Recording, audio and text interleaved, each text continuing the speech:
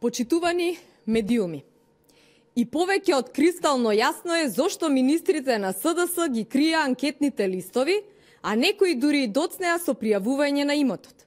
Министрите на СДС се газди на луксузни станови, куќи, хациенди на море и луксузни возила и милиони кои ги заработиле под услови на наводен режим и диктатура.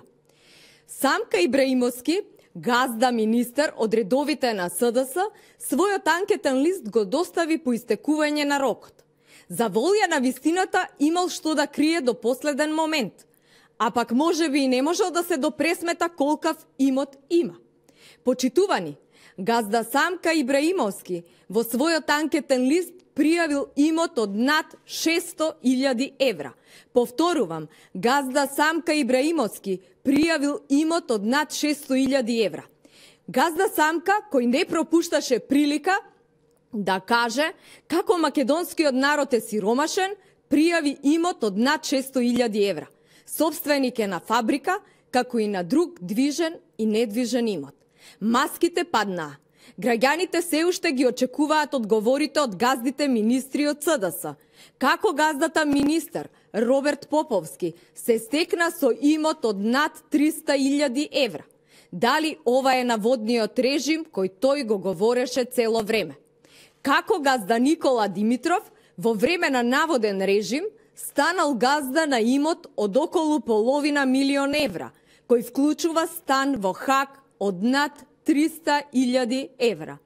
Како газда Кочо Андјушев се стекнал со имот од над 28 милиони евра во време на наводен режим. Како премиерот Заев, под услови на наводен режим, според лично признание, заработил 6 до 7 милиони евра богатство. Уште поинтригантно е како кланот Заеви од просечно земјоделско семејство од Муртино со своји фирми за 10 години направиле обрт од 200 милиони евра.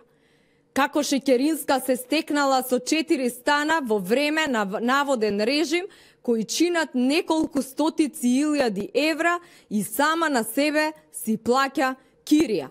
Очигледно е зошто го кријаа својот имот газдите од СДС. Лажната скромност и лажната транспарентност излезе на виделина. Граѓаните ја очекуваат транспарентноста од функционерите на СДС, која тие ја ветуваа и очекуваат одговор на прашањата како се стекнале со толкав имот во време на наводен режим.